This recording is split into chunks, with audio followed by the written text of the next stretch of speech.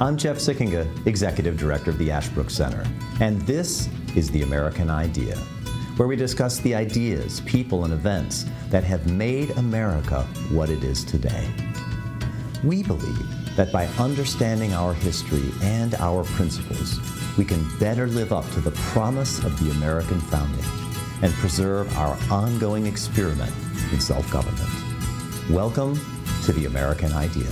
I want to welcome everyone to this episode of The American Idea.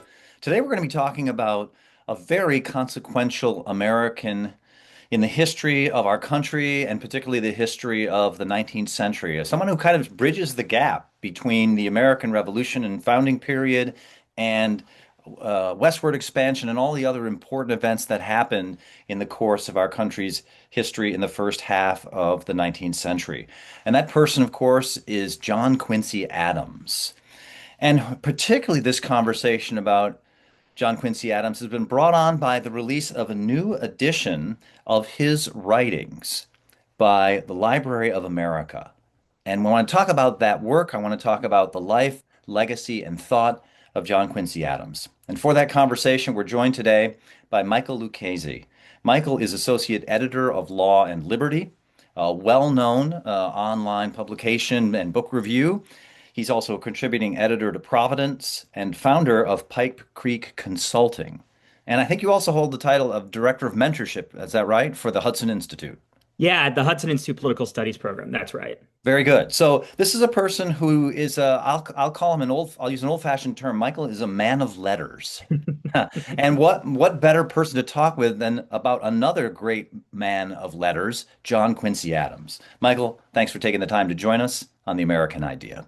Thank you so much for having me on. John Quincy Adams, why is it a good time for us now to refamiliarize ourselves with him and his writings? So, union was one of the great themes of John Quincy Adams's life. He was there at the creation of the Union, and at the end of his life, he began to see the fraying of the Union. And I think we're going through some things. We're thinking about the American Union. What does it mean? What is our Constitution? There's a sort of spirit of moral ferment, I think, on both the right and the left in America today. And I think John Quincy Adams really experienced a lot of that, thought a lot deeply about the meaning of these questions, and I think that he can guide us through many of those questions today. Our listeners, as you know, are pretty historically informed, and I'm sure we've all heard of John Quincy Adams, but we may not know the full span of his amazing career in public life and public service. Just remind us about who John Quincy Adams was and his long career. Yeah, so John Quincy Adams was the oldest son of John Adams, the Revolutionary hero and American founder and second president. He would go on to a career in politics of his own. He served in a variety of diplomatic positions throughout the 1790s in the Washington administration. He was a lawyer. He taught rhetoric at Harvard University. And then he goes on to have a political career. He's elected to the United States Senate. He becomes Secretary of State and eventually president. But strangely enough, after his one-term presidency, which was not very successful, he went back into politics and was a representative from Massachusetts in the House of Representatives. And he became sort of a leader of the anti-slavery movement. So he had a long life. He saw the revolution. He traveled with his father to Europe. He participated in the rough and tumble politics of the early republic. And then he really was one of the leading statesmen in the years approaching the Civil War. One of the things that you note in your review of this new release of his writings is that few presidents thought more carefully about their words than John Quincy Adams. And as you just noted, he was a professor of rhetoric, someone who studied words. What was his education like? How did he come to have such a deep knowledge and appreciation for the spoken and written word? Yeah, so John and Abigail Adams were devoted to their children's education, and particularly John Quincy. He was multilingual. He learned French. He learned Spanish. He tried to learn Russian, although he was not very successful at that. He learned Latin and Greek. He traveled with his father to Europe in part so that his father could educate him. There's a great drawing I came across doing some research in one of his diaries. He was sailing past Elsinore Castle on the coastline of Denmark to get to Russia for a diplomatic position. And he just drew a sketch of it and said, this is where Hamlet took place, you know? So that's sort of the classical world in which he lived, right? It was a really Renaissance education, the peak of the Enlightenment in a lot of ways. And then he, of course, goes to Harvard University. He is educated there, and he gets a kind of education too, I think, by watching his father's political career. There were some successes that his father experienced: the Declaration of Independence, negotiating the Treaty of Paris, and of course becoming president. But there are other ways in which his father was kind of a failure, and he reflected on those ways, and he tried to manage his own political career differently. I think this is actually what makes him partly such an interesting figure to study. Is you can really follow his education by following his sort of public writing and see how he comports himself differently as a young man as opposed to an old man and everything in between. Let's talk a little bit about the growth of John Quincy Adams, the changes that you see, because thinking about again the Library of America edition does such a great job in outlining major documents and supporting material that really show us his philosophy, his political philosophy. And you interestingly labeled it revolutionary conservatism. That seems like an oxymoron. Yeah, so obviously he's trying to conserve the American Revolution, which is sort of a strange way of thinking about it. How can a conservative preserve something revolutionary? And I think the conservatism part comes in really as a reaction against the French Revolution. His first major sort of a public statement, which is included in this collection, it's called the Letters from Publicola. They were a series of anonymous letters published in a Boston newspaper at the start of the 1790s, defending Edmund Burke's attack on the French Revolution. Thomas Jefferson brought out an issue of Thomas Paine's pamphlet, The Rights of Man, in the United States, and the Adamses sort of freaked out about this. And John Quincy Adams writes this savage critique of Thomas Paine, of Thomas Jefferson, the French Revolution, and he positions himself on Edmund Burke's side. Originally, they were anonymously published, so nobody knew it was him. And Jefferson actually suspects that John Adams himself wrote it. And this is one of the things that leads to the fraying of their own relationship. But eventually, it comes out that John Quincy Adams wrote it. And George Washington was so impressed by these pamphlets that he appointed John Quincy Adams, ambassador to Holland as a sort of reward for this. Paine attacks Washington's character in The Rights of Man. And I think that really, so he really sees a fundamental difference between the French Revolution and the American Revolution. The French Revolution is a rejection of the Western heritage. It's a rejection of the Western conception of the dignity of man, whereas the American Revolution is a sort of flowering of the classical heritage. And that's not how every American thought about these differences. Obviously, this was a very controversial position, and in some ways, I think this actually contributes to Adams's unpopularity later down the line. But it is how Adams thought about it, and I think it's a very good way to think about it too, stressing the continuity and not the break with the broader tradition. So when John Quincy Adams is thinking about the French Revolution and critiquing it as a break from the Western tradition, that's the conservative part, I guess one might say. What's the revolutionary part of his thought? So Adams was extremely dedicated in ways that somebody like, say, Edmund Burke was not necessarily dedicated to the equality of man, both in the sense of a sort of universal moral equality, but also in another sense that men should be politically equal, right? He was a Republican. He was not a monarchist. He was not a reactionary. He was a Republican who believed in that kind of equality of citizenship. And he frequently cites the Declaration of Independence itself as his sort of guide star. There's a famous speech he gives in 1821 when he's Secretary of State, and he holds up the original copy of the Declaration of Independence in the Capitol building, and he proclaims that this is the only lawful ground on which governments might be formed, government by consenting equals, right?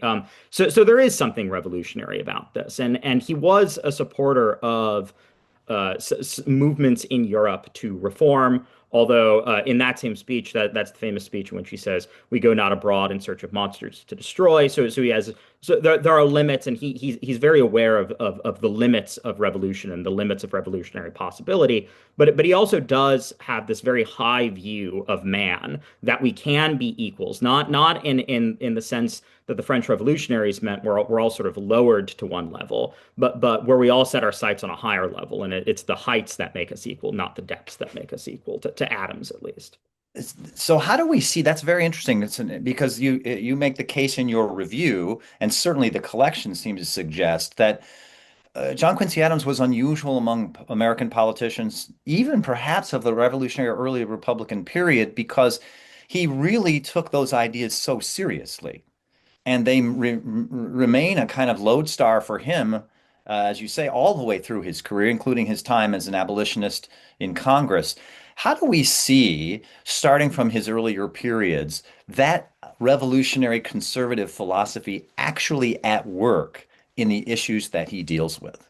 Yeah, so at the beginning of his career, he identified with the Federalist Party. That was his father's party, and they're sort of the right flank of American politics. Some have called them counter-revolutionaries, and especially in Massachusetts, where they were led by Fisher Ames, they have this sort of religious sectarian spirit. We might call them a species of religious nationalist, perhaps.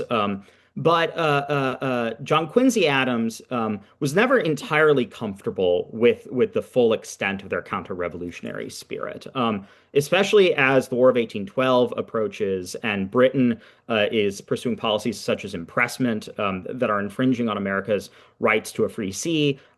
He becomes more and more uncomfortable with the way that they think about Britain, the way that they think about America's relationship with Britain, and he wants to break. Now, he's never a Jeffersonian. I think this is something of a misperception that some people, scholars of the era, promote. He was never really a Jeffersonian. He admired Thomas Jefferson in some ways, but he was always much harsher on his character than his father was. He really doesn't have much truck with James Madison, for instance. He was not a great admirer of him as a statesman. But he sort of turns from this reactionary junta in Massachusetts and becomes more independent. He winds up, after Ames dies, a very pessimistic essay Ames wrote, "The Danger of American Liberty," is published, and it's brutally critical of the American people. Basically, Ames's thesis is the American people are not fit for liberty. And Adams writes a response, American Principles. It's a great pamphlet that is unfortunately not included in this collection. But American Principles it's his response to this counter-revolutionary fervor. And he essentially says that it's sectarian. It is not an honest appreciation of the American people or who they are, and that this is a complete misunderstanding of the Revolution and the Republic. So it sort of puts him in this strange middle ground where he's not revolutionary the way that the Jeffersonians are, but he's not a high Federalist either. He's something all on his own. And so he kind of flits between parties at different times. And some people accuse him, because he goes back and forth between the parties, which were, much weaker in a certain sense in their day than our day. The people accuse him of inconsistency, but I actually think that the switching is because he was being consistent and because he was a consistent adherent of this revolutionary conservatism we've been talking about. So that's very interesting to me because obviously after his father loses in the election of 1800, the Jeffersonians take over, and there's an era of sort of unbroken Democratic Republican ascendance. And if you're a person like John Quincy Adams and you're going to be involved in public life, you somehow have to navigate that. You have to adjust yourself to the new reality that the Federalist Party is essentially now a rump party of New England and really can't win or has very difficult time winning national elections. How does John Quincy Adams bring that mindset to bear in having to deal with Thomas Jefferson, James Madison, James Monroe ascendant? Yeah. So at the beginning of that period, he was in the United States Senate. I believe it's 1803, although that might not be entirely correct. But in the early days of Jefferson's administration, he becomes the United States Senator. And he is part of the opposition party. It's kind of loyal opposition. He dines at the White House with Jefferson on occasion, but he's always very, very critical of Jefferson as a president.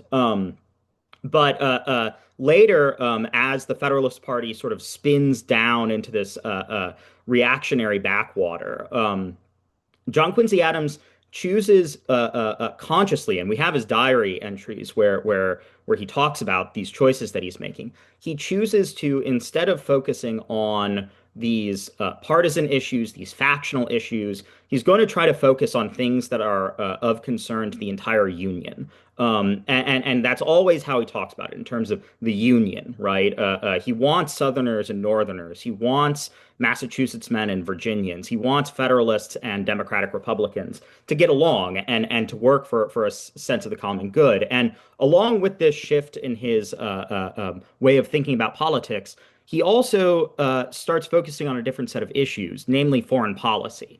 And he comes to see foreign policy as the space where you really can do you really can do good for the Union without getting mired in the partisan muck.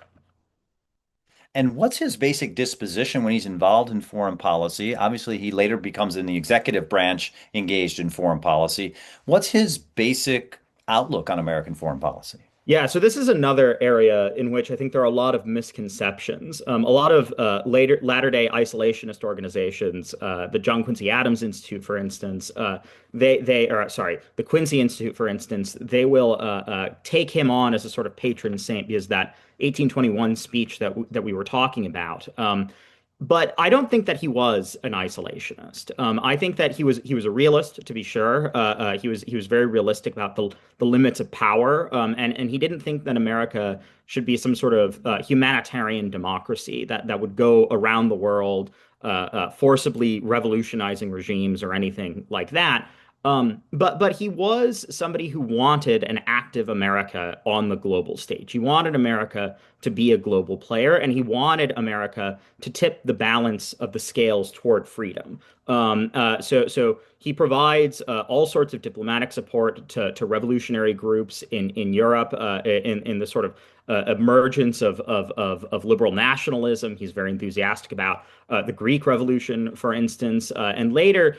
He's very devoted to independence for the South American republics, and he works very closely, in fact, with colleagues in the British Empire, George Canning especially, to sort of work out a way to get the old colonial powers out, especially Spain, out of South America and to liberate those countries. And that's not to say again that he was the kind of person who wanted to revolutionize every single regime. He wasn't some kind of proto-neoconservative or neoliberal or anything like that. But he did see the American founding as having a universal significance that trickled down to practical politics, including foreign policy. Before we continue with our conversation, I'd like to have one of our faculty members tell you about a special documents-based graduate program for teachers of American history, government, and civics. Hi, this is John Moser, chair of the Master of Arts in American History and Government program at Ashland University. If you are an educator who teaches U.S. history, government, or politics, our program may be just what you've been looking for. Our approach is to emphasize primary sources, since we think the best way to study the past is to read the words of those who lived it. We have a distinguished faculty made up of professors from both Ashland University and from colleges and universities across the country. And they're not there to lecture to you. We think it's better to learn through conversation about the documents. Ours is a hybrid program with two different types of seminar. The first are our week-long intensive in-person courses during the summers on the beautiful campus of Ashland University. The second are our live synchronous online seminars offered throughout the year. So if you're a social studies teacher and you're looking to deepen your understanding of America's past and its politics, please check out the Master of Arts in American History and Government program. You can do that by visiting tah.org/programs. How about when he becomes president? That's a really amazing moment. His father, John Adams, is still alive. So he gets to see his son become president. Again, another amazing historical moment. How does John Quincy Adams become president, and what's his presidency like? Well, so infamously, he becomes president as part of the corrupt bargain. It was a three-way presidential race between Adams, Henry Clay, and Andrew Jackson, the first populist. And Clay and Adams sort of joined forces to beat back populism. And John Quincy Adams comes into the presidency with all of these big ideas, these big plans, internal improvements, a new system of trade. He has all these plans for supporting certain revolutionary groups around the world in foreign policy. And he just is not a popular president. He's not beloved by the people. He doesn't really speak the language of the people, not in the way that Andrew Jackson did, of course.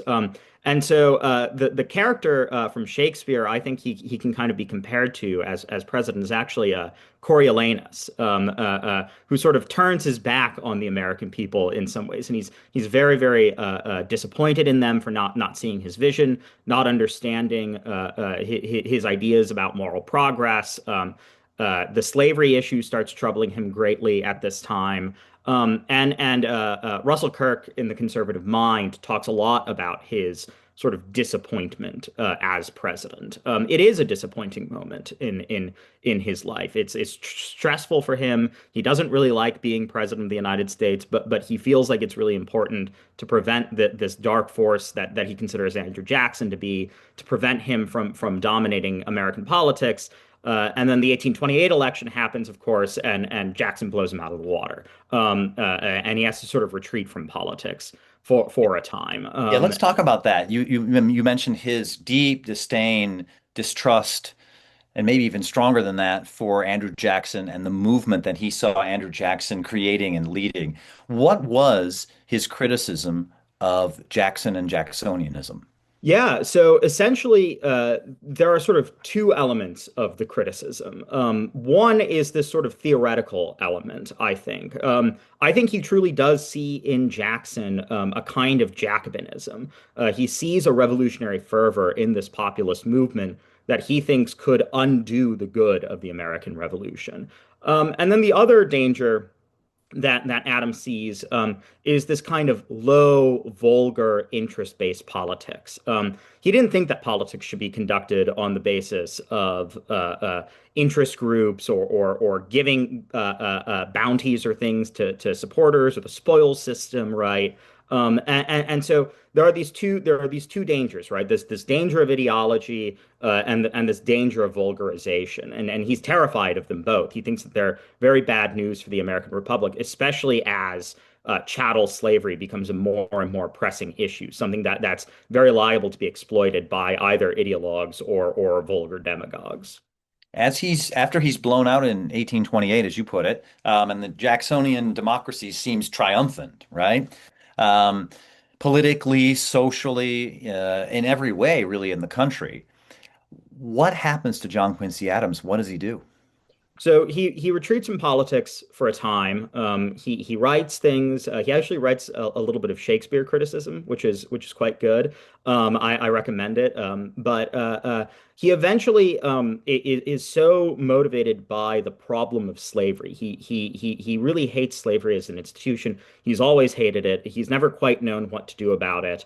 But as it becomes more and more at the forefront of American politics, JQA says, well, now is my time. I'm going to stand up and I'm going to fight the good fight for this cause. Lincoln later says that the Union has a philosophical cause that is contained within the Declaration of Independence. And I think John Quincy Adams believed that too. And so he runs for the House of Representatives, a very democratic thing to do in some ways. And I actually would argue, and I think other Adams historians would argue this as well, that he was more successful as a member of the House of Representatives than as president of the United States. He's a more effective parliamentarian in some ways than executive. And he becomes one of the leaders of the anti-slavery crusade. Although I would crucially make a distinction between Adams's anti-slavery position and the more radical position that the abolitionists take. And Adams, he was never terribly hostile to the abolitionists or anything like that, but he did find them a bit ridiculous, and he didn't think that they would guide the anti-slavery movement in quite the way that he wanted it to go. So that's also a part of what he's doing. He's trying simultaneously to fight this moral crusade while also mitigating against the danger of disunion and political extremism. Yeah, that's what I was wondering, because in the 1830s, obviously, we see the rise of people like William Lloyd Garrison, very radical abolitionist, and the larger American Anti-Slavery Society and the larger movement against abolitionism, against slavery takes off among the abolitionists. Some of those, it seems like all of those abolitionists claim the Declaration of Independence as a source of moral, sort of a moral anchor of the Republic against slavery. But they are really deeply split, as you know, on the question of the Constitution. And is the Constitution a pro-slavery document or an anti-slavery document? Where does John Quincy Adams fit in his thinking about the Constitution and the American founding and the issue of slavery? So I don't know if he ever wrote anything. He may have. I'm just not familiar with it. If he ever wrote anything on that particular question, is the Constitution a pro or an anti-slavery document? What I do think he believed was that the American founding was an anti-slavery moment, and the ideas, the principles of the founding, they push back against this noxious institution. And so I think that he saw the founder's vision, especially somebody like George Washington, who was one of the great figures he idolized his entire life. He saw George Washington and his calls for the gradual emancipation of enslaved people, and I think that is really sort of where he comes down on. Reading this collection of writings specifically, what I became very convinced by was, in many ways, I think John Quincy Adams is the predecessor to Abraham Lincoln and Abraham Lincoln's unique position in all of this. Lincoln actually serves as a pallbearer at John Quincy Adams's congressional funeral, not the funeral back in Massachusetts, but the memorial service held at the U.S. Capitol building. And I don't know if they knew each other very well. We don't have any letters from John Quincy Adams talking about Abraham Lincoln. They served in the House of Representatives together, of course. But I think that Lincoln's particular philosophic approach to politics resembles a great deal John Quincy Adams. And that's, I think, another reason why John Quincy Adams deserves to rank in the first tier of American statesmen. What are some of the ways? That's fascinating. And you think about the Library of America collection, and it's the material includes on his time in Congress and his anti-slavery principles.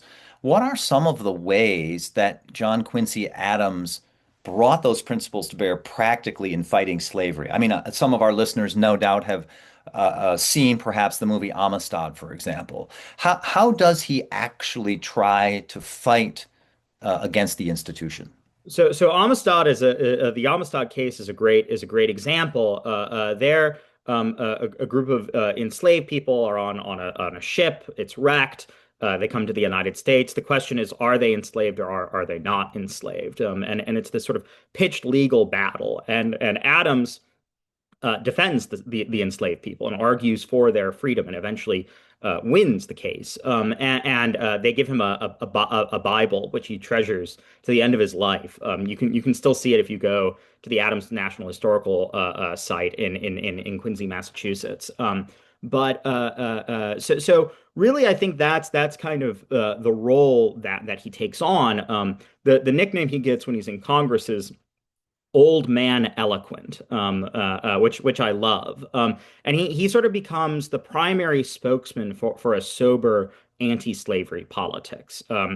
While people like William Lloyd Garrison are burning copies of the Constitution on Boston Commons because they say it's a deal with the devil, with the slaveholders, John Quincy Adams is saying, no, no, no, we need to understand there is a harmony between the Declaration and the Constitution, and a constitutional politics can lead to the end of slavery eventually. So really, that's kind of the role that he takes on. He's an elder statesman, leading the charge rhetorically against this institution. He also does a little bit of outreach to Southerners, because unlike some of those Massachusetts abolitionists, he was a Union man first and foremost, and so he saw the Union as the engine that could end slavery, and adherence to the Union as what could bring about the end of that horrible institution. And of course, the Civil War was terrible, and hundreds of thousands of men died. But ultimately, by upholding the Union, we were able to preserve American liberty and defeat American slavery. And I think that's really one of the great lessons of John Quincy Adams's later political career. One of the things you also talk about in your review, however, is that there were some weaknesses to his philosophy of revolutionary conservatism and also to his own particular approach to politics and to public life. What were some of those weaknesses? Yeah, so the word elitist comes to mind when we think about any of the Adamses, right? He sort of sees himself as I've been to France, I've been to Europe, I've seen these things, I have this wide view of the world, and therefore I know what is best. And sometimes I think that can be expressed in an admirable way, but in other ways, he actually comes off really snobby. He's sort of disdainful of ordinary Americans in some letters that he writes. Uh, uh, and so I think that he has this strange aristocratic view of politics that made him ill-suited for the politics of the early republic, and especially ill-suited for the post-Jacksonian world. So that's I think one problem.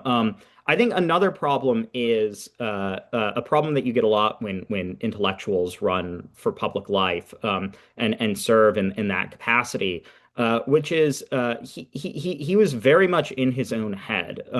His diaries are really beautiful. Library of America publishes an edition of them as well. They're really beautiful, and teach us a lot about the time. But also there's this just sort of constant agonizing. It's very much like Hamlet, and it's kind of infuriating in some ways, right? And so I think that while I admire him, and again I think he ranks in the first tier of great American statesmen, I do think that there were a lot of flaws with his approach, and I think those of us who are defenders of the American founding, like John Quincy Adams were, I think we can learn something from the ways in which maybe his politics didn't resonate with the American people. What do we see? That's fascinating.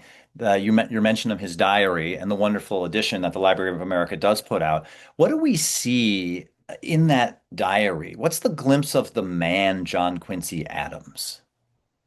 So one thing that I've been struck by whenever I flip through is the amount of classical allusions. He's sort of constantly writing one third in English, one third in Greek, one third in Latin, right?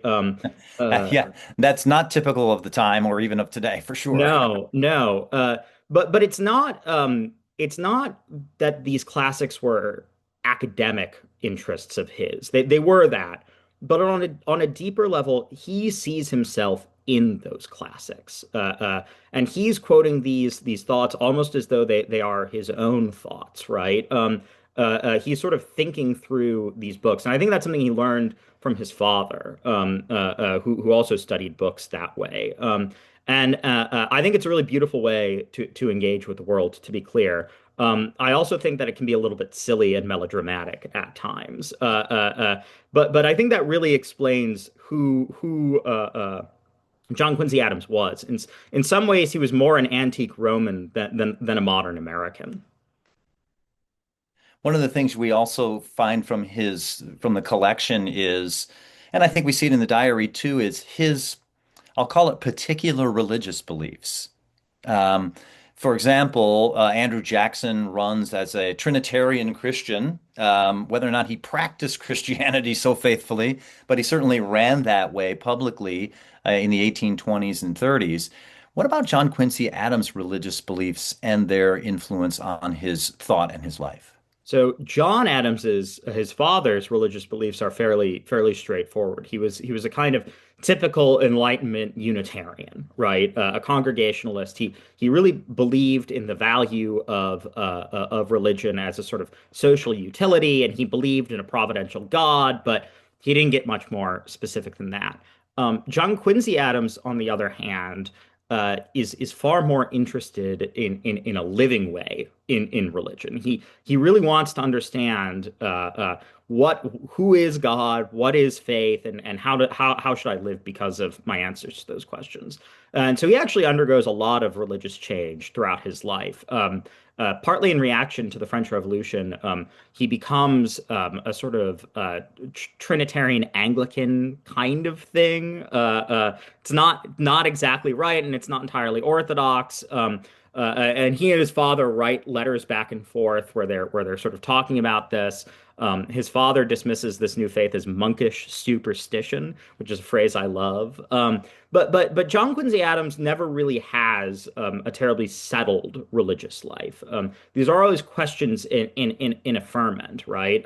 Sometimes he's a Unitarian and sometimes he's a Trinitarian. It's kind of difficult to figure out exactly what he meant. And I think that also explains why somebody like Andrew Jackson, who uses religion in a certain way, is able to appeal to the people in a way that John Quincy Adams is not, who, even though he is a religious man and speaks in religious terms and religious categories very frequently, it's not this kind of religious nationalist appeal to faith, right? It doesn't see, and I think this is true of his views of concept of American exceptionalism more generally. He doesn't really see it as an excuse to violate principles, but rather as a kind of burden to uphold them. So there's this ponderous quality to his religious life that I think is both very impressive and also maybe not exactly what you want in a statesman. Having looked at this amazing collection, and of course your own study of John Quincy Adams, and maybe this is an unfair question, but he is well known, as you say, Old Man Eloquent, for example, and he has that reputation. And we see the movie Amistad, and he seems like such a serious human being with a very kind of noble bearing, almost Coriolanus-like, as you say. But what to you is the most surprising thing about John Quincy Adams that you've encountered? I think the most surprising thing about John Quincy Adams that I've encountered has to be, I think it really has to be that agonizing quality, the way that he feels so deeply. There's a kind of romanticism to it, and it's not something that I think is well understood. I don't think that it's something we necessarily can understand exactly. But I do think that there's almost this existentialist quality to especially the diaries, right? And for me personally, as I've been studying Adams and I've been reading his diaries and writing about him, I think that it's really helped me understand that the worlds of theory and practice, the world of life and the mind and the heart, these are not different worlds, right? For Adams, he experienced it all as one world, and I think that what Tocqueville's observation that every American is a sort of practical Cartesian. I think Adams in some ways cuts against that, right? And I think that the world would be better if there were more people who are educated like John Quincy Adams. Fascinating reflections on the life, thought, and legacy of John Quincy Adams.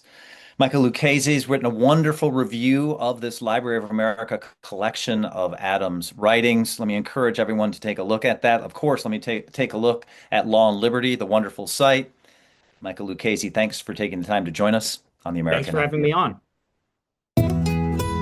Thank you for listening to this episode of The American Idea. If you enjoyed this episode, Remember to subscribe at Apple Podcast, Spotify, or wherever you get your podcasts, and leave a 5-star review. If you want to learn more or get involved in Ashbrook's vital work, visit our website, ashbrook.org.